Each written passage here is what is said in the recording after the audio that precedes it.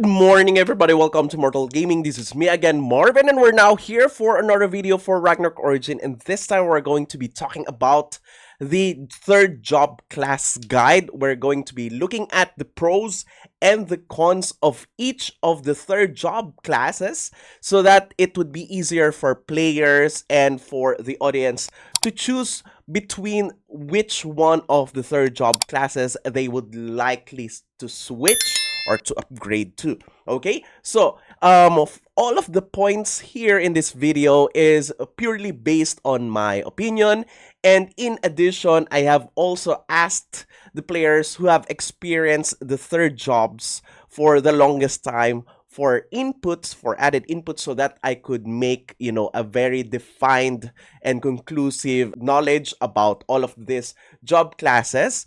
And I'm really doing my best, guys, to help people decide which job is for them by showcasing these jobs.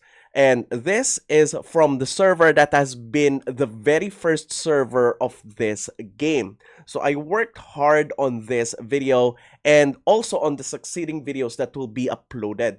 I would still like to apologize if any of these videos and also my knowledge are not up to your satisfaction.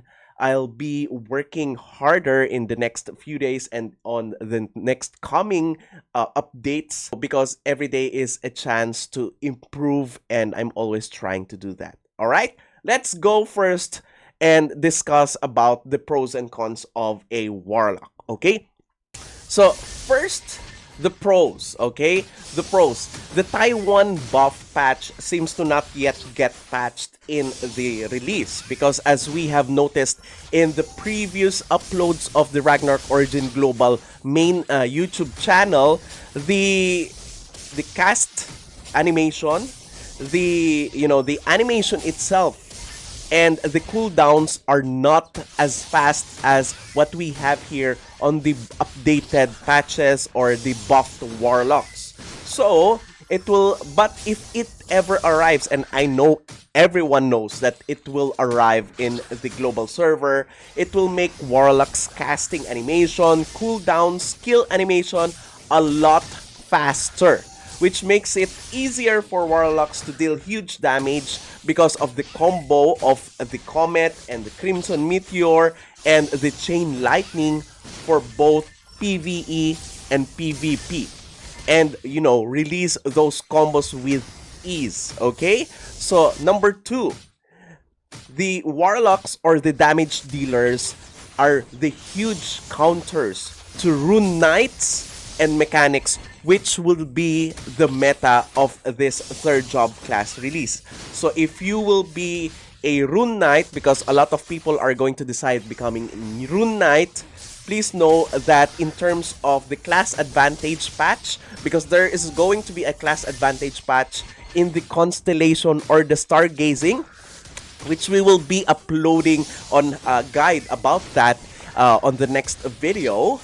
There is a class advantage, and the counters to the Rune Knights, the mechanics, and paladins will be magic damage dealers such as Warlocks, Archbishops, and Professors. Okay? So aside from that, the burst mechanism of the combo of a Warlock is surely going to take down any Rune Knight that you will encounter, considering that you have already patched up and increased the points on your stargazing. Alright, so you only need one good Verus core, since most of the cores that are here in the Taiwan server is going to be available on the Nexus engine or the Matrix engine that is also coming with the third patch.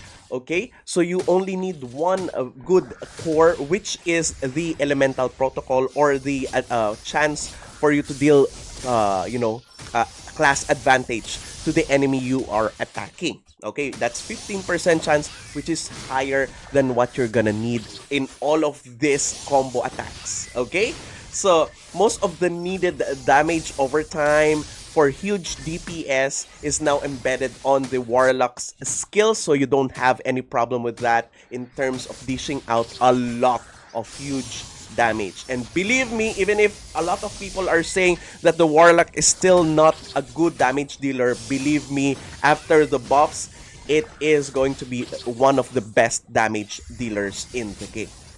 Number 4, there's a lot of shadow monsters in the previous Glass Time patch, right? And that gives a huge, setback for wizards, because the wizards don't have an element to counter these shadow types, and you cannot, use holy asperso skill to buff the weapon of the Warlock, because it's not gonna change to holy type, right? But with the current patches like Luti, Aldebaran, and the future Komodo patches, most of those MVPs, bosses, and even the Temple of Nightmare bosses are now on the elements of the basic elements. So you can easily counter those with either fire, lightning, or water, or even earth skills of the Warlock. So it's going to be a huge DPS, believe me. Okay, number 5, it has a very little susceptible class weaknesses. Okay, because in the class advantage stargazing, your class weakness is going to be the ranged classes, the biochemist class, the bard, or which doesn't deal any damage, and the ranger. Okay, but with the release of the 3rd jobs, we know that there will be a huge drop on the numbers of rangers in the game, because it's not going to be a good 3rd job classes, and we would still need to wait for future patches for it to become very good. So, and considering the recent nerf on the warg skills, there will be a huge drop of ranger players. So you'll reign supreme on PvP, because there will be less number of people or number of players that will counter a Warlock. Okay, let's now go to the cons and the things that you have to consider before making your character a Warlock. The first is after the combo. As you will see here, there is a kind of still, even though they have already cut the cooldown in half, there's still a somewhat very high cooldown before you can do each of these combos. But in terms of these types of rotation, it's still going to be still good. But there is a it takes time for you to do the combo again. The second is, if the patch comes without the buff patch, it's gonna be problematic for the Warlocks, because the damage is very low. The combo is it takes time to do the combo. The casting animation is very slow. The animation itself of the skills are also very slow. So it's kind of weak at first if they're not gonna be including the buff patch in the job release. Number 3, it's PvP weak against ranged classes for the remaining ranged classes like Aimed Bolt Ranger, ADL, Biochemists, because I am sure there are still Biochemists that are gonna stay on their class. So, number 4, very hard to survive if your combo is on cooldown and at the same time you have been on melee range and you just used your teleport. So that's the only way for you to take down the Warlock.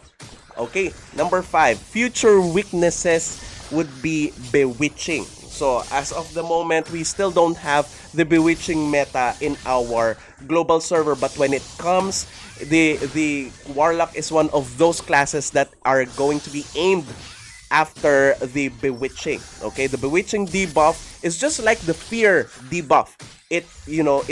You won't be able to control your character, but instead of fear, putting your character on different directions randomly, the bewitching will be pulling you towards and it will be forcing you towards the enemy who bewitched you.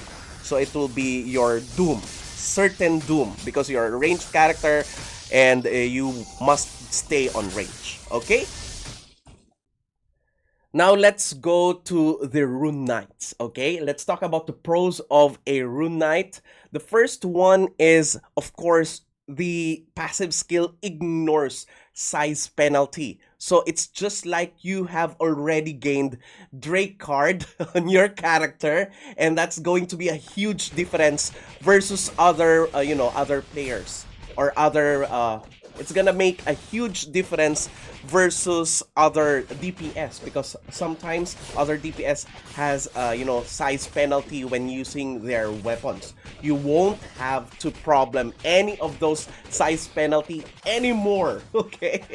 So second, it has only two skill builds. The first one is the spear build, the second one is the sword build, and both of these skill builds are very flexible and most likely be the same, needing the same enchants and everything. So it's easy to change from one build to another. It's just the thing is you have to have two weapons, but you can just stay on one weapon and just wait for the meta to change, in if ever, right? So number three, sword and spear builds both use crit, attack speed, and melee damage. So you can just focus on those three DPS quasi stats and you'll be good to go. Okay, number four, Awaken Dragon activation skill is very OP. It can even make your normal attack ranged. Look at this. So if you're if we're gonna be taking away, look at this. Look at that. Look at that range. Look at that range on auto attack. If you have already activated the Awakened Dragon, it's going to be so OP. You're gonna love it. Makes your character do AoE damage, range damage, just like this one, and huge increase in the damage. You can proc a ton of skills. Look at this, a ton of skills. So both through accessory cards, stargazing, and constellation, right? So you can proc even joint beat, the three elements of dragon breath, that's water, fire, and wind. Bash, sonic blow, three elements of bolts, that's the lightning bolt, fire bolt, and cold bolt. And last but not the least, this character is very durable, even on a low spender build. Very durable, high movement speed. Then you have that skill Berserk to further increase your damage, and at the same time, add this to defensive sigils, and having a support in your party, you're gonna be very hard to kill.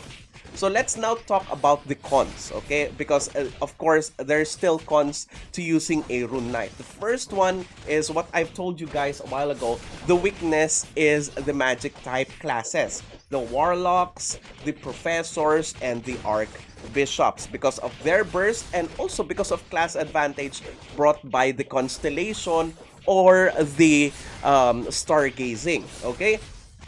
Number two, you must cast 4 Dragon Breaths in order for you to awaken the dragon, okay? Click the Awaken the Dragon, there you go. So you only have 3 available skills on your Dragon Breaths, right? The 3 elements. So you have to wait for the cooldown before you can activate the Awaken Dragon. And sometimes you're gonna need more time for that. Number 3, if the newly added skill, because there's a newly added skill on the buff patch, which is called the integrated buff, wherein you have to only click one skill for your character to buff everything that it has to buff.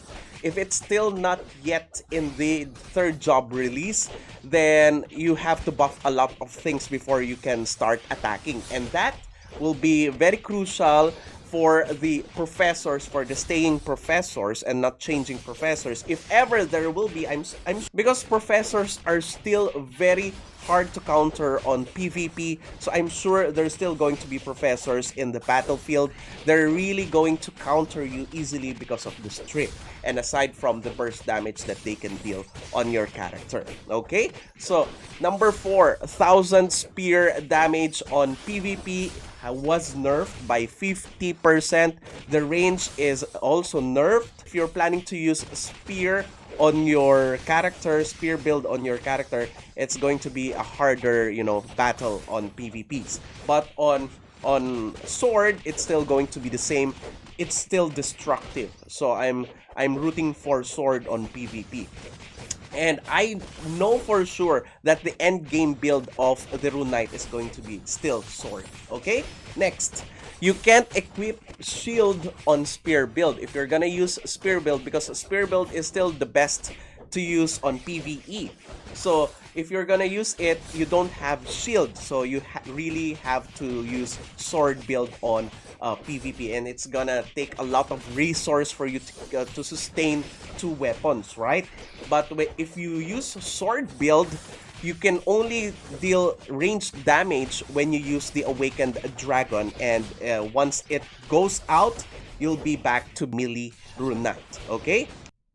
Now let's go to the mechanic, because on the mechanic, you have a good and obvious pros for this one. Let's discuss about it.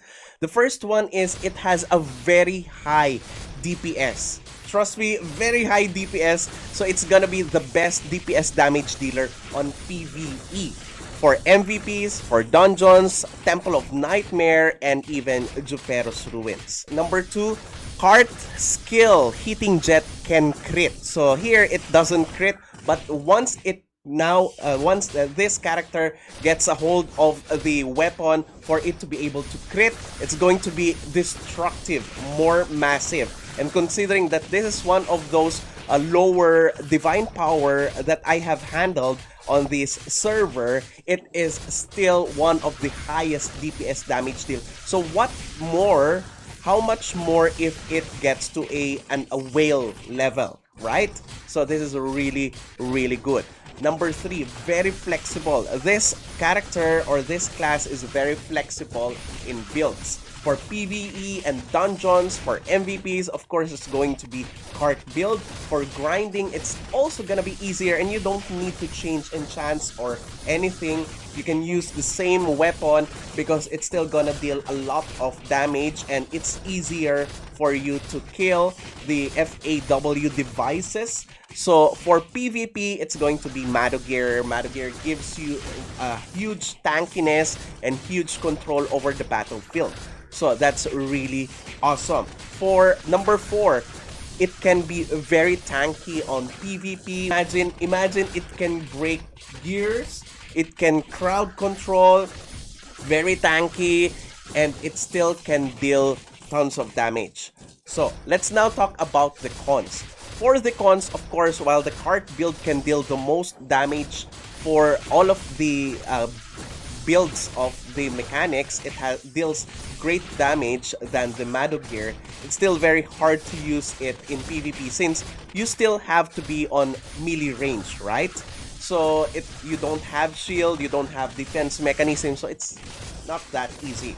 So in PvP, mechanics role will be mostly crowd control, tank, and only support DPS. Number 2, the weakness of this is also the magic type class, as compared with the Rune Knight that has Berserk and has parry or different defense mechanism.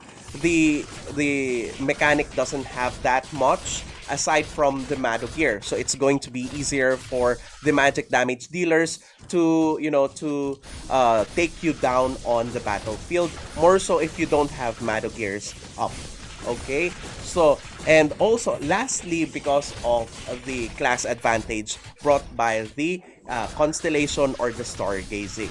Number 3, many buffs. It doesn't have an integrated one skill buff wherein you're gonna buff everything. You have to buff a lot of things before you can even start attacking. So it is hard countered by Professor's Strip. And not only that, other damage dealers, magic damage dealers. Now let's talk about the Archbishop. So Archbishop is going to be one of the most popular third job classes, alright? You're the top support, alright? So considering that you are the top support, or you are mostly going to be the only class support in this era, since you're not going to have any competition now with bards and dancers, gypsies, you now have an AoE heals that can reach up to more than 1 million. You have AoE heal, AoE cleanse, AoE immunity, and even AoE resurrection. Oh my god. So you buff party members with just one click, like this, and can continuously support DPS and HP through your link skill. You have a link skill, right? So aside from that, okay, this one is the epiclesis, right? Okay, so aside from that, it's very F2P friendly. You'll be wanted on all parties, and you are needed on most of the dungeon runs. Alright, so let's talk about the cons. Okay, the cons is if the patch on the third job release don't come with the buffed Archbishop, and the DPS will be very low, so you don't have that option to to go for DPS. You'll be forced to only focus on support, but it's not that of a bad thing, but only for those magic damage dealers that wants to try a very flexible character like this one, Archbishop, that can support and at the same time can deal damage. Okay, so you need to do a combo. The second one, you need to do a combo before you can dish out good damage, and you need to inflict Holy Word first and Scourge to the enemy before dealing greater damage. Alright, so now let's talk about the last class, which is the Ranger. The pros. First one is the ADL and the Aimed Bolt are still very good builds. It's not as good as the increased build or the improved builds of the other third job classes, but it's still quite okay. Okay. Next would be it's very easy. Okay, it's very easy, same as because people are now very much accustomed to building the ADL or the sharpshoot build, so it's pretty much going to be the same. Okay, it's very easy to build. Number 3, Warg build bleed stack can deal huge DPS, particularly on neutral players or neutral MVP bosses or even poison MVPs and bosses. Number 4, still it will have the highest range. If you're using Aimed Bolt and ADL, you'd still have the highest range among all of the third job classes, because when the nerf comes or the patch comes from the Taiwan server, the Rune Knight's range will be cut also. So you will still reign supreme in terms of the range if you're still going to use the Aimed Bolt build or the ADL build. Number 5, it has a very high potential for crowd control because of the AoE and the range. Because the Aimed Bolt is AoE, quite a huge AoE, and ADL is also good, but it's still Aimed Bolts on PvP. Now, Bleed currently has no counter in the meta, so a Whale or a Kraken Warg can still utilize this debuff by a lot. Okay, and the last pros, and most likely one of the reasons why some of your officers or guild would require other people to go for Ranger, is because of the class advantage. So considering that there is already a class advantage on the Stargazing or Constellation, and you will be the job class aside from the Biochemist to go up against and deal more damage to the magic damage dealer, particularly the Archbishops, then that is one of the biggest pros of using a Ranger on the release of the third job classes. Next, for the cons, of course, we all know this already. That's why less people are going for the Ranger in the upcoming patch. The Warg has been nerfed on the upcoming patch that happened last November 9, I think, making the damage forced neutral.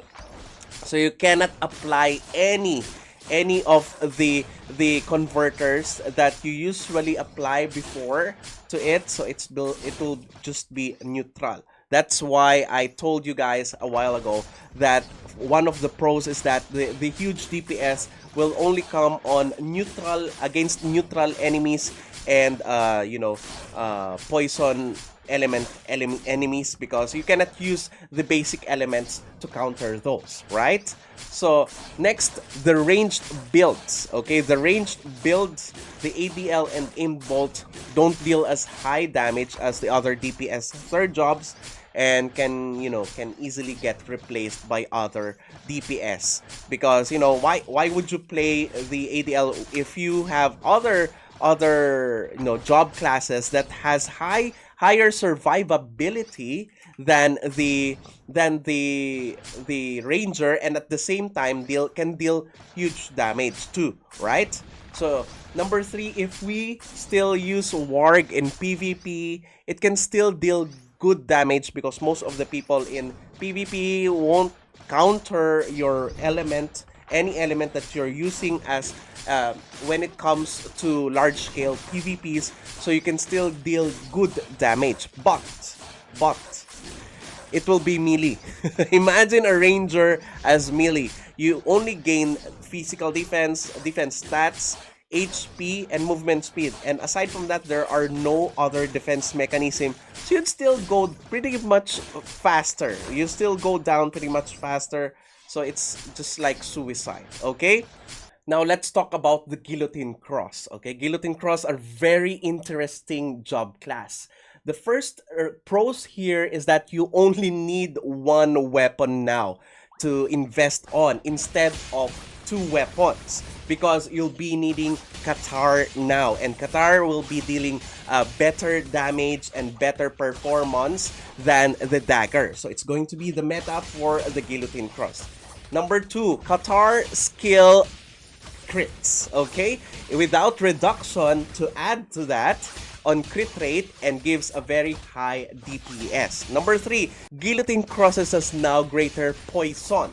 So the greater poison now damages 5 times. It deals 500% poison damage than the usual poison. So it's going to be one of those killers in a huge in large scale PvP, because once it attaches to your character, it will deal great damage to you for over time.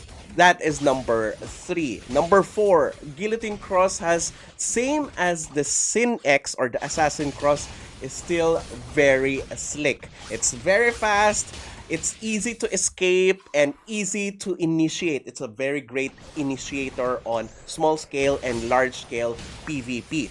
Number 5, it has skills that are ranged. Imagine. So with the same Soul Destroyer range, you can crit and use the same dagger attacks to your advantage, but this time using Qatar. So it's a combination of the builds of the Assassin Cross, but now it deals better damage. It's really crazy. Last, the Poison Varus cores are still usable. Okay, it's still very viable, because you'll most likely be needing it in this patch, because you will still be using the Enchant Deadly Poison, the Enchant Poison, so relatively it's still going to be very useful. Now let's talk about the cons. The first thing here is that it has no added defense mechanism, so it's all damage DPS. So you'll still be a glass cannon once you get caught off guard with Psych, Ruach, Detect, or even those people who have Maya Purple card on their headgears. Number 2, Argyop card is still your worst enemy. It may still counter even your greater poison. Number 3, very hard to just switch builds from Qatar to Dagger, because you need a total of 3 weapons there. So if you're going to be on Qatar, most probably you're going to stick on Qatar. Alright? So that's it. Those are all of the third job classes, and I do hope that this video has helped a lot of you in determining and weighing your decision on which class to choose in the upcoming third job class patch this November 29. And that's it. If you haven't subscribed to my channel, please do subscribe. If you happen to like this video, please do leave a like, share this to your friends, and click that bell notification button so you get notified every time I upload a new video, start a new stream, or a new content. That's it. See you again on the next video. Bye-bye! Now I found you.